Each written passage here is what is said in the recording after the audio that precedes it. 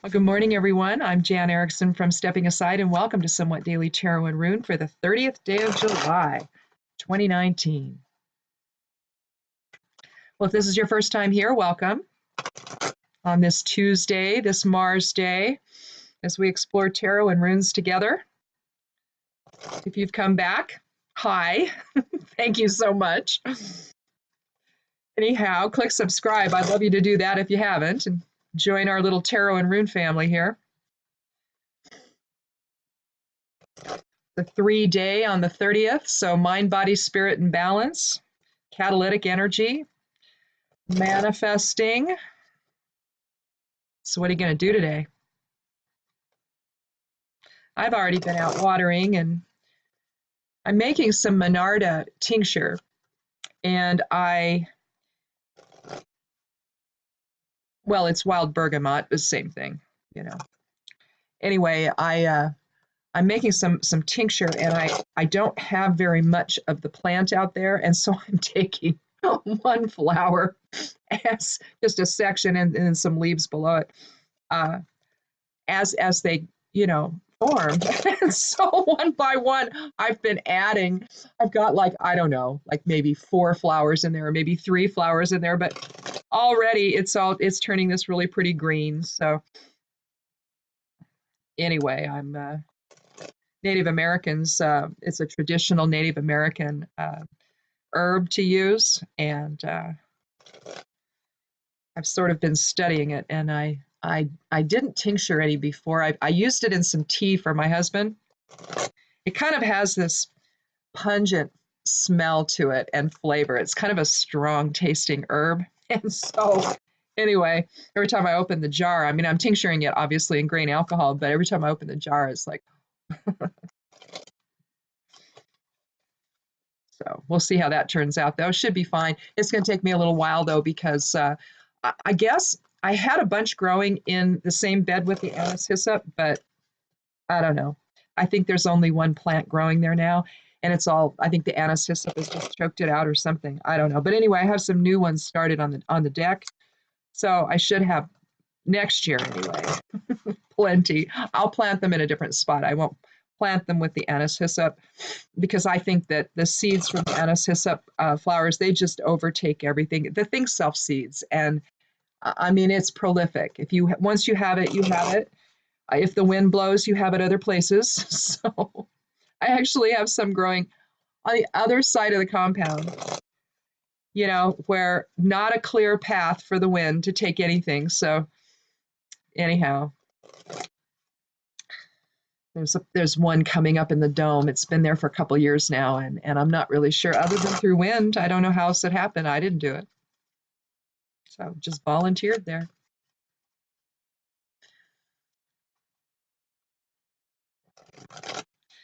All right, well, let's get started today, and we'll draw our first card. If you haven't been here before, I do take the 13th card each time, and I'll either draw 3 or 4 cards, then I'll do a rune, and then I'll create a geomancy rune. Just sort of draw everything together, or maybe it'll function as maybe a little outlier just to keep in mind. But geomancy is cool. It's a older divination method. Unfortunately, the only people that have written about it back in the day, not current writers, but the only people writing about it back in the day seem to be men. And so they have a little bit different take on things, I think. They'll say, oh, there's certain geomancy runes, for example, that if you draw that one first, then you're to end the reading because it's way too evil to even continue. And to that I say, my goodness, they were a little snowflakey, weren't they?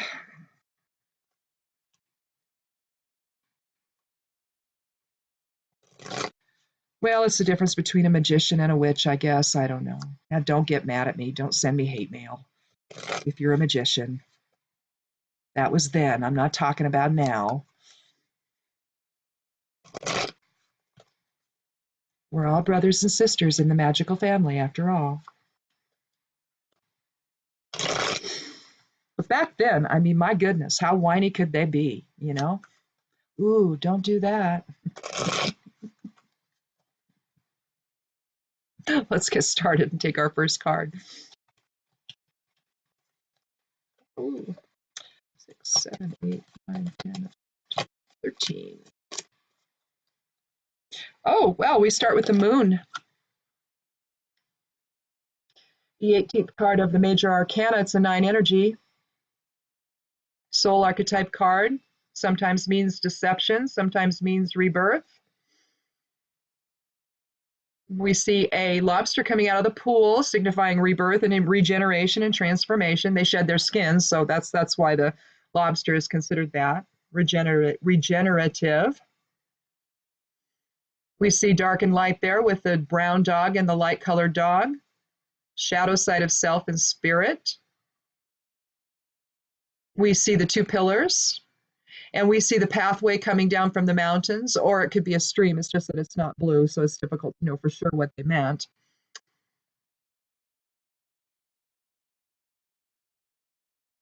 Might be a struggle involved. You see the moon not happy that the dogs are bothering it. The pillars are a recurrent theme in tarot, though, as is the notion of regeneration, as is the notion of dark and light. But the thing about the moon, and let me check one thing here in my little book here, my little grimoire that I keep on everything under the sun. Yesterday we had the star, but I don't think we started out with it, did we? Let me look. No, we did not. It was the second card, I believe, or it might have been the third. I might have moved it around. I don't remember. But the thing about the moon, you know, you're talking about possible deception, illusion, psychic awakening, confronting our fears, the crone aspect of the goddess. Well, it could also be,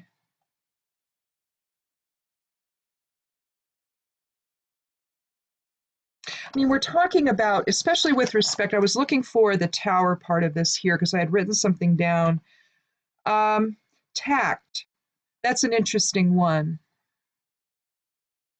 I have to think about that one. Middle ground, of course, balance, structure, all of that, but tact, that was the thing. That's an interesting one to think about the moon, because when things are out of balance, I think one of the things that first suffers is what comes out of our mouths. And so maybe that's what they're talking about, that they're talking about when you're trying to balance here, tactfulness may suffer. That's an interesting thing. I wrote it down because I've never seen that before in any other interpretations. But keep that in mind here as we go forward here and take our next card, because it may have something to do with that. The very fact that I thought to look tells me that something about this having to do with maybe some emotional balance where maybe our communication is suffering. We have, Mercury goes back. I don't know if it stations direct tomorrow or whatever, but it's leaving its retrograde path tomorrow, I believe, either today or tomorrow. And I'm never quite sure about that. So if what I'm looking at is actually the day it turns, or if it's the day it ends. Because you'll see some astrologers will say, well, such and such turns direct on, or stations direct on whatever, right? And so that to me is easy. So that day it's no longer in retrograde. So it could be the 31st is no longer in retrograde. Either way, I'm always happy to see it go so that things get to be a little more, balanced maybe, or communication doesn't suffer so much. My lawnmower will work when I want it to instead of when it wants to, things like that. I bought this weed eater that is one of those battery operated ones, and surprisingly enough, they work really well. We have a John Deere tractor lawnmower, but we also bought for the smaller areas that we can't get the tractor lawnmower in. We have a lot of those because we have a lot of shrubbery that sticks out, and so it's hard to get in there with the bigger riding lawnmower. But we bought one of those, the same brand that is a lawnmower. That's one of those battery operated lawnmowers. That thing works great. I mean, it works every bit as well as anything else I've ever had in my life, including the John Deere lawnmower. Although obviously you have more, you can do more with that. But this little thing, it's quiet and it works.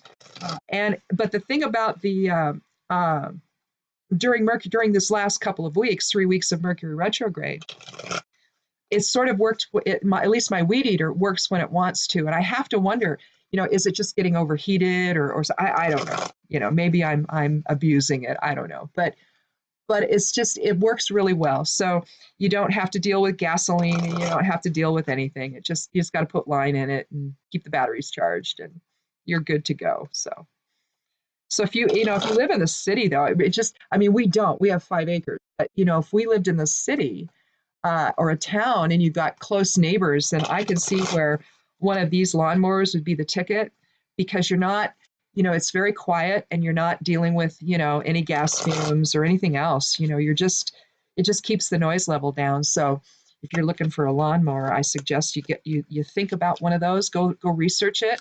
I'm just going to tell you that if I had to do it over again, I'd do it again. I'd buy another one. And we didn't get the most expensive one. We kind of got the middle of the road one, because it was really just going to be used for just certain areas. But anyway, I don't own stock in the company. It's just something that I thought I'd share with you guys. It just works really well. Let's do another card, though.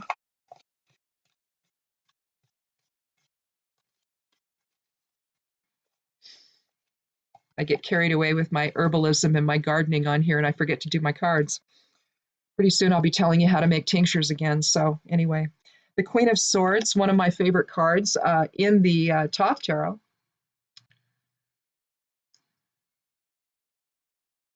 She's reaching her left hand, her receptive hand up, in greeting.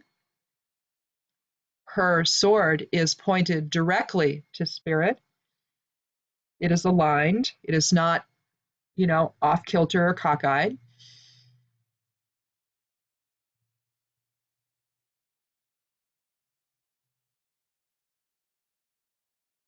You see the X there on the side of her throne, the implied X, that's balance. You see the butterfly below that. I'm not sure if that is a cherub. I'm not sure what that is there, the face there on her throne. There's a bird above. She sits in the clouds.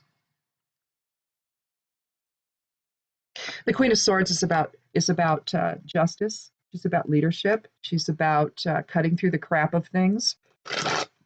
She's not, she's an authority figure, certainly. Your court cards are really two different things. They're individual, themselves on the cards. So whether it's a king or a page or a princess, maybe a knight or a prince, and then the king, obviously. But what you have here with the Queen of Swords, in relationship to the moon, is whatever deception. I think that we're going to talk about deception here. That's coming in, is deception. So I think that if she's cutting through the crap, she's cutting through deception. She's bringing truth to power, speaking truth to power. Perhaps she's speaking to the king and telling him to straighten up, basically.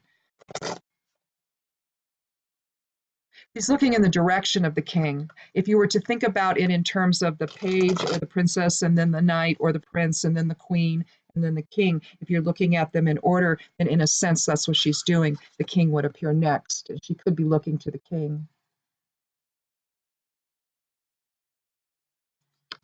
suggesting that, he come back into balance. Perhaps he's out of control.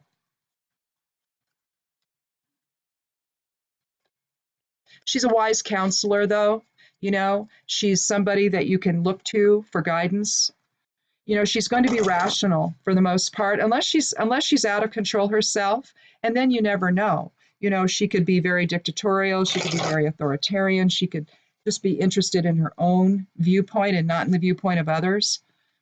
The swords depicts the air element, or our intellectual presence in the world. So you're talking reason and justice and fairness and all of that, and balance. But if you have the moon here, this could be indicative of some nonsense going on, and the queen is not going to suffer fools. She just isn't. She's going to want things to be in order. She's going to want things to be practical minded. She's going to want things to not be so out of whack that everybody's in conflict. She doesn't like conflict, unless of course she's causing it, you know, but then that's when she's out of control, isn't she? Let's do another card. And I think I forgot to turn on my air conditioning, so hold on a minute. Oh, the quintessential hot flash in the morning. Isn't it fun? I guess my Crohn tincture hasn't kicked in. Black cohosh is the ticket, isn't it? Anyway, I have a lovely black cohosh growing on my front deck, and I'm not ever going to dig it up. I'm just not. I have it in a container, and it's a large container, and that thing is just gorgeous. It looks tropical, and it's not. I mean, you know, but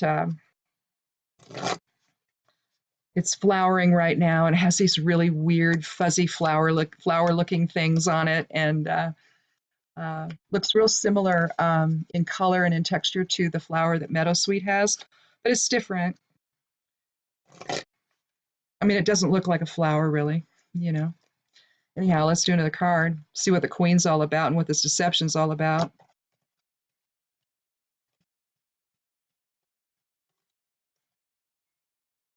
Well, okay, the Emperor.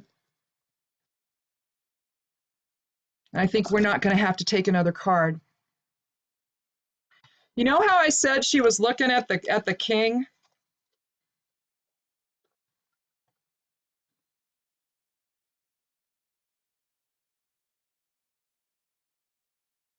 So one thing we notice about this in the with some of the King cards, and also with the Emperor. He's not really looking at us. Kind of looks like he is. But he's kind of looking to the right there. He's got a sunflower in his left hand.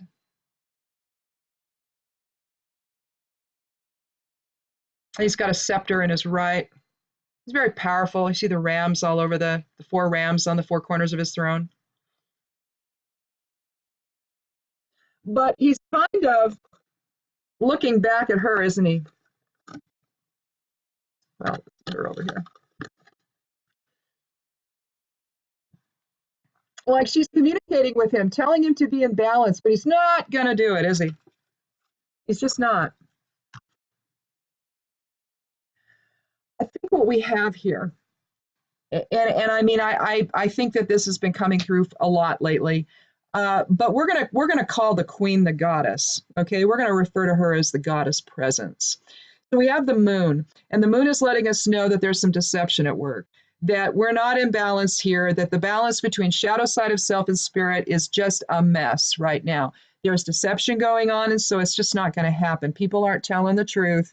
There's a lot of lying going on. There's a lot of behind the scenes stuff going on. There's a lot of stuff that, you know, yesterday we saw where we had the 7 of Swords and the 7 of Pentacles.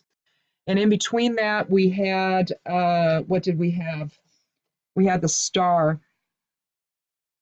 We also had Kenaz as the rune, so the torch. And so we were looking at enlightenment, basically.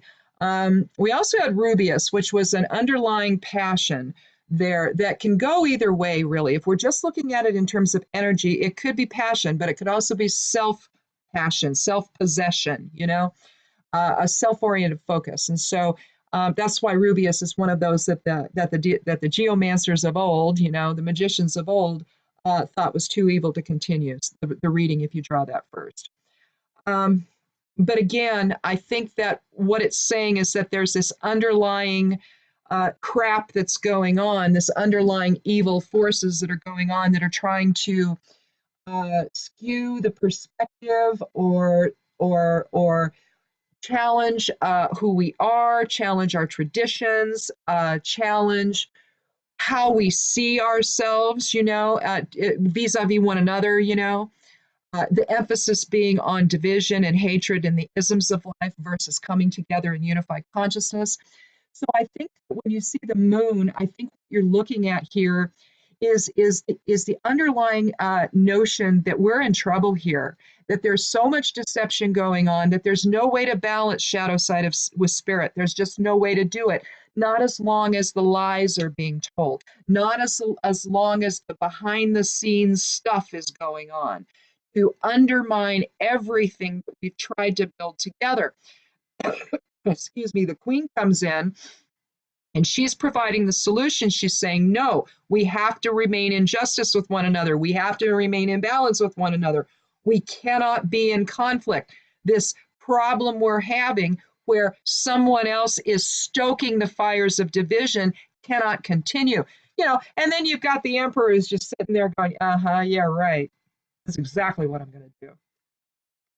But you see, card number 4 in the major arcana, you're looking at issues of structure and foundation here.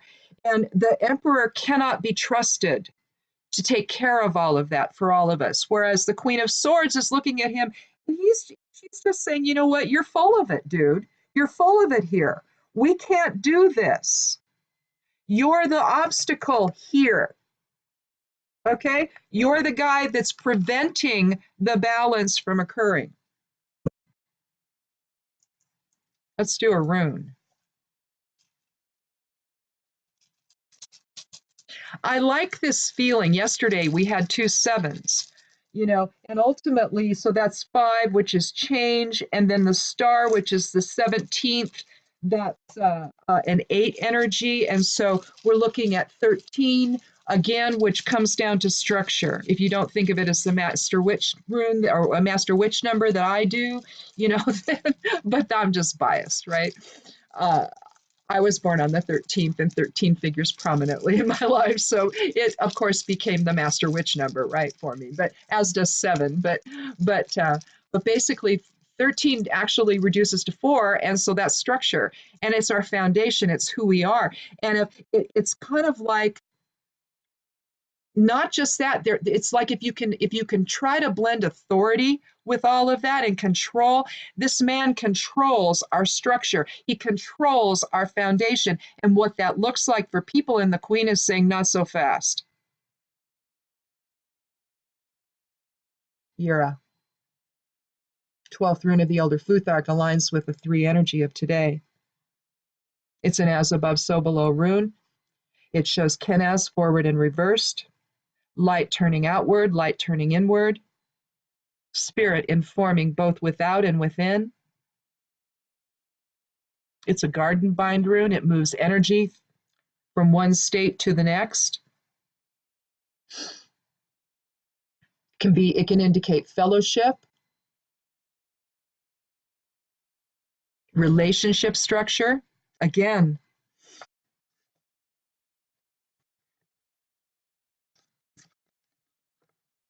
they have an interesting relationship. He's not really listening, is he?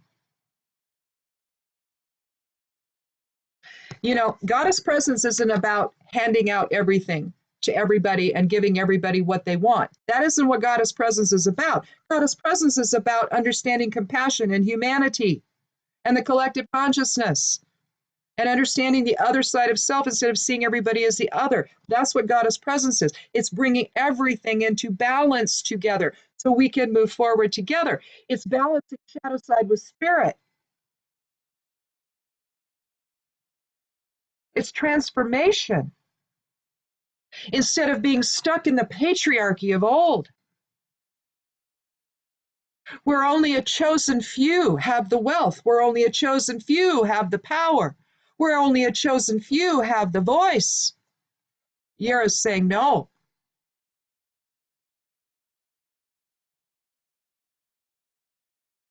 Manifest light without and within. Let's do a geomancy rune. Today, see, I didn't put that light on down there. The light on the floor, kind of. Well, it's behind this. It's on this table here. Where is my other one? There it is. Do I have them all? No. There. Okay. And today, I think instead of reaching in here and trying to figure out which rune it is and showing you, I'll just draw it. Don't be frightened. I'm just going to roll these around in my hands a little bit. If you've not seen geomancy done, this is just one way I do it. It can be done a variety of ways. Geomancy is an earth divination tool. It can mean pendulum work. It can mean work ley lines, but it can also mean figuring out an odd and even number, which is basically what I'm doing here. There's a single dot on one side. There's a 2 dots on the other. The single dot indicates an active influence. A dual dot is a passive influence. So initiating or projective versus receptive energies. So right away, you see it's very, very, very foundational. So that's what we have. We're going to put these in the order of fire, air, water, and earth. So we have a single dot for fire, a single dot for air, a single dot for water, and a dual dot for earth. And so what that actually then becomes is kata draconis. There are 2 draconis ones. I will show you.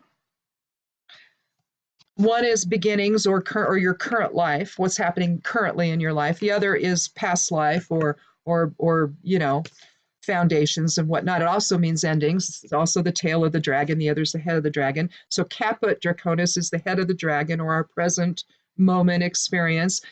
Kata, on the other hand, draconis, is the tail of the dragon or endings or past lives or, you know, things that are relegated to the past. And this is what it looks like. Turned around would be caput draconis. But today we're the tail of the dragon. Again, it can mean endings. So the end of something. So maybe we're going to see an end to the struggle of patriarchy that we're experiencing right now. I doubt that's going to happen, but maybe we'll start to see the beginnings of it. We've kind of turned a corner collectively here. It's difficult. You know, we like to think, oh, tarot and runes has only to do with our own personal lives. Unfortunately, it doesn't. And all too often, the divination tools, whether it's this or astrology or what have you, you know, you're looking at society as well and how society impacts all of us on in our daily lives, basically. So if you have a government that's out of control, if you have a government that's upending everything, there's no security left and lots of insecurity felt, okay? And so maybe we're starting to see with some of the more heinous things that are coming out of, you know, the guy in the Oval Office's mouth these days, you know, all of the racism and all of this is going on. I think that we're going to find that this is going to be too difficult to hear. I know as an empath, for me to hear racist comments, I not only hear the words, but I feel the intention behind it. And I have to tell you, it's terrifying. The energy itself is terrifying.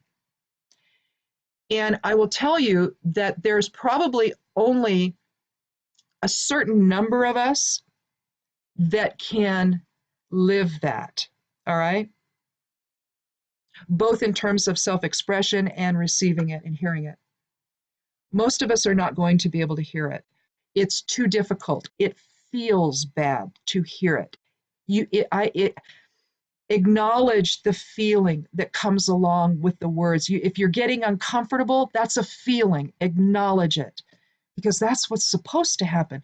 We aren't supposed to feel this way about each other, and yet we have a president that is fostering it.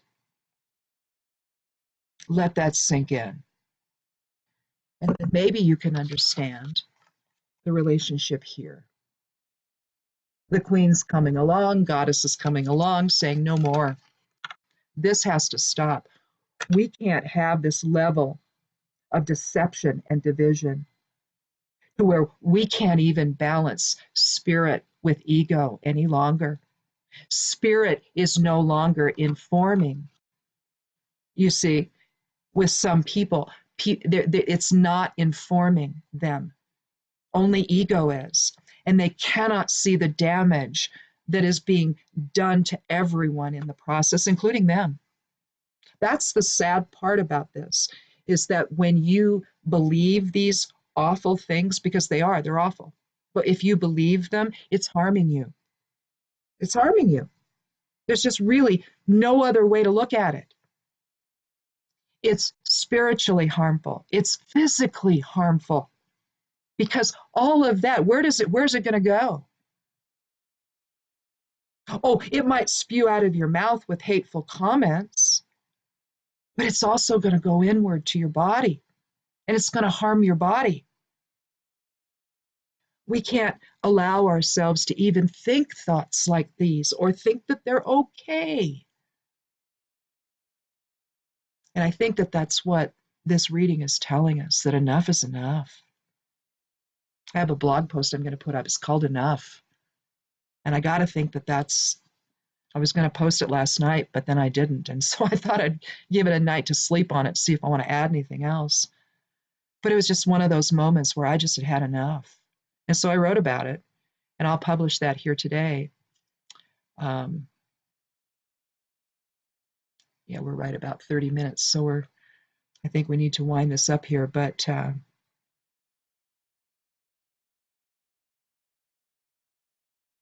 speak truth to power.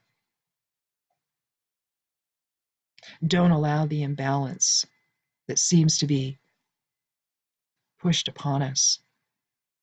Don't buy into it. Don't allow it to affect your life. Don't allow it to change you. You know, stand tall, stand strong for the collective consciousness of who we are together, of the unity that we all possess. That's the fundamental truth of who we are, not the patriarchal nonsense that's been going on forever.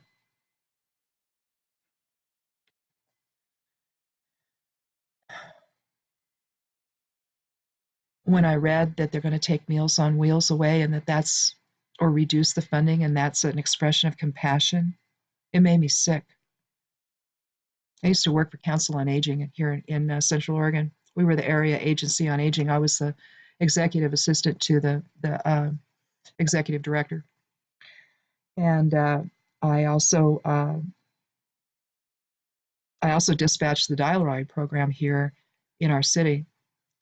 I had two hats, basically. And one of the things we also did was provide Meals on Wheels for seniors who couldn't get out and come to the meal site, or who couldn't go shopping. They were homebound. You know, either they were ill or something. They just couldn't. And so, you know, the through some referral, you know, we would get a referral for meals, and the meal site would fix them. The senior center, there's a senior meal site there, run by Council on Aging, where seniors could come every day and get a meal. And but we also did Meals on Wheels out of there, and volunteers would come and they would you know, take meals to people. When my mother was alive, the reason she died, she was a smoker, and she ended up with COPD and congestive heart failure. And this process began in the early 90s, like maybe, I don't know, 91, 92, I think. 4 years later, I was 92. We didn't think she was going to come out of the hospital, but she did. And then I believe it was in 96 when she went in again. And when she came out, my husband, while I was working, again, at the Area Agency on Aging, I was at work and he was home. We were martial artists as well. We had a karate school and he was teaching karate. But in the daytime, see, he was fixing individual meals for my mother. He was cooking them and freezing them. And then we were going to then, I was going to be able to go the following weekend we were going to all go down there to see her and take her all those meals. But in the meantime, she had to have Meals on Wheels. And so I called and I arranged for them. And it was wonderful, you know. They were great. The people were wonderful. It was the only person she saw in the day until we got there, you know. When your life changes, you need the compassion and support of others. And when you get older, or if you're ill or disabled or whatever, sometimes you need programs like this. We can't take them away. We just can't. I think that if this reading shows us anything, is that we have to take a hard look at ourselves, our motives, who we are, how we extend all of that to others. Are we extending love and kindness and compassion, or are we, taking everything away? Are we ridiculing people who have done nothing but serve the country and serve people? Are we seeing the other instead of the other side of self? Are we seeing an enemy and someone to fear instead of a family member? In spirit, that's what we are. Collectively. No matter what, that's what we are. So allow that truth to resonate. Take today's energy. It's a Mars day, so we're talking, some catalytic energy, on this catalytic 3-day. Bring your mind, body, spirit into balance and see if what we're being expected to buy these days is even real, or if it's a distraction to allow for other people to fleece what's left of this country. They talk about cruelty being the point. Well, cruelty is distraction. It's to get you looking somewhere else so you don't see what the thieves are doing.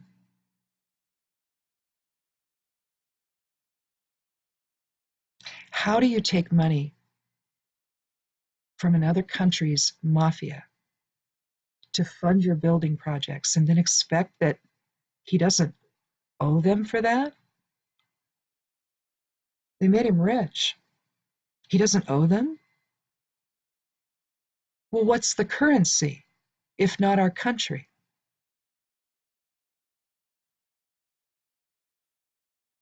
School lunch programs are being threatened. Sometimes these kids, that's all they have. Again, we need to think about who we are as a people, as a country.